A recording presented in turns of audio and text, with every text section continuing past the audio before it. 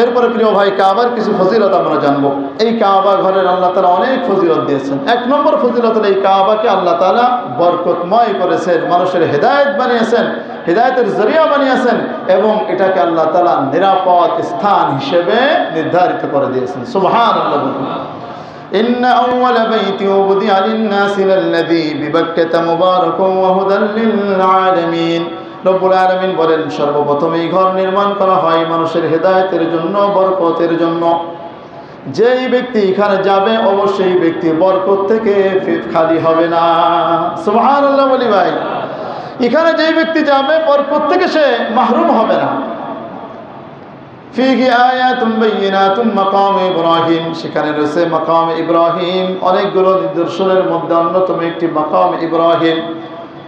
ومن دخل كان ومن كان دخله كان ومن دخل كان بيتا آمنا فيه آيات بينات مقام إبراهيم ومن كان دخل آمنا।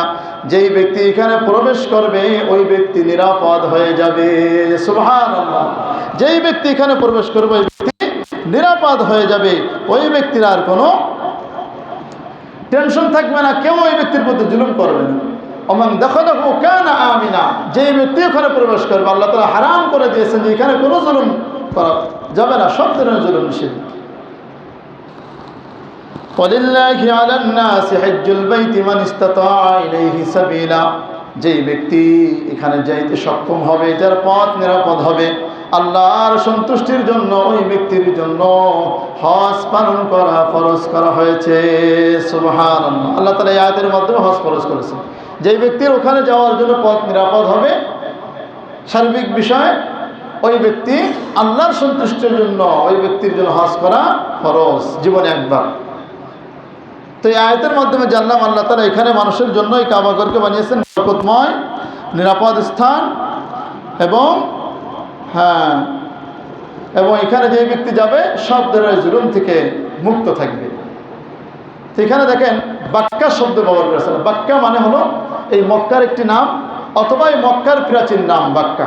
যেমন আমাদের বাংলাদেশের রাজধানী ঢাকা, পুরাতন নাম কি? জাহাঙ্গীরনগর। সিলেটের পুরাতন নাম ছিল জালালাবাদ। তারপর চট্টগ্রামের পুরাতন নাম ছিল ইসলামাবাদ। কুমিল্লার লোক আছেন নাকি? তাদের পুরাতন নাম ছিল ত্রিপুরা, আর নোয়াখালী ভাইদের নাম ছিল সুধারামপুর। এরকম পুরাতন নাম থাকতে পারে। তো বাক্কা শব্দ আল্লাহ তাআলা ব্যবহার করেছেন, যেটা এই মক্কা শরীফের, মক্কা নগরীর সুপ্রাচীন নাম। 2 নম্বর ফজিলত হলো যে আল্লাহ রাব্বুল আলামিন এই কাবা শরীফকে এত ফজিলত দিয়েছেন, এখানে যদি কোনো ব্যক্তি নামাজ পড়ে এক নামাজে 1 লক্ষ গুণ সওয়াব পাওয়া যাবে। সুবহানাল্লাহ। নবীজি সাল্লাল্লাহু আলাইহি ওয়াসাল্লাম বলেন, যদি কোনো ব্যক্তি আমার মসজিদে নামাজ পড়ে, সালাতু মসজিদির রাসূল আফদালু সালাতি আলফি সালাহ ফীমা সাওয়াহু ইল্লাল মসজিদুল হারাম। আমার মসজিদে অর্থাৎ মসজিদে নববীতে যদি কোনো ব্যক্তি নামাজ পড়ে, ওই ব্যক্তির এক নামাজে অন্য অন্য মসজিদে নামাজ পড়লে যে সব হইতো তার চাইতে 1000 গুণ সব দান করা হবে। সুবহানাল্লাহ। শুধুমাত্র মসজিদে হারাম ব্যতীত। সালাতুল মসজিদুল হারাম আফদালু মিআতি আলফি সালাতিন ফীমা সাওয়া। দুনিয়ার অন্য সকল মসজিদে নামাজ পড়লে যে সব হবে তার চাইতে কাবা শরীফে যদি কোনো ব্যক্তি নামাজ পড়ে, মসজিদুল হারামে যদি কোনো ব্যক্তি নামাজ পড়ে, 1 লক্ষ গুণ সওয়াব আল্লাহ তাআলা দান করবেন। সুবহানাল্লাহ। যাইতে মনে চায় না? 2 রাকাত নামাজ পড়বেন, 2 লক্ষ রাকাতের সওয়াব পেয়ে যাবেন। 1 রাকাতে যদি 1 লক্ষ হয়, 2 রাকাতে কত? 2 লক্ষ।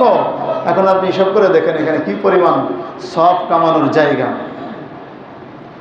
শুধু তাই নয়, হাদিসের মধ্যে এসেছে নবীজি সাল্লাল্লাহু আলাইহি ওয়াসাল্লাম বলেন, এই কাবা শরীফের উপরে দৈনিক 120টা রহমত নাযিল করা হয়। সুবহানাল্লাহ। ইন্নাল্লাহা ইয়ানজিলু ফি কুল্লি ইয়াউমিন ওয়া লাইলাতিন 20 ওয়া 100 রাহমাতান। রব্বুল আলামিন রহমাতিন রব্বুল আলামিন প্রতিদিন এই কাবা ঘরের মধ্যে রাত এবং দিন মিলায়া 120টি রহমত নাজিল করেন। সিত্তুনা লিত-তাইফিন, যারা তওয়াফ করবে তওয়াফকারীদের জন্য 60টা, ওয়া আরবাউনা লিল মুসাল্লিন, যারা ওখানে নামাজ পড়বে তাদের জন্য 40টা, আর যারা শুধু একটু তাকাইবে, আবেগ নিয়ে একটু তাকাইবে, শুধু নজর দিলেই তার জন্য থাকবে 20টা। সুবহানাল্লাহ। এভাবে বন্টন করে দিয়েছেন, যতবার তাকাবেন ততবারই সওয়াব পেয়ে যাবেন। আল্লাহ তাআলা আমাদের সবাইকে এখানে যাওয়ার তৌফিক দান করেন, আমিন।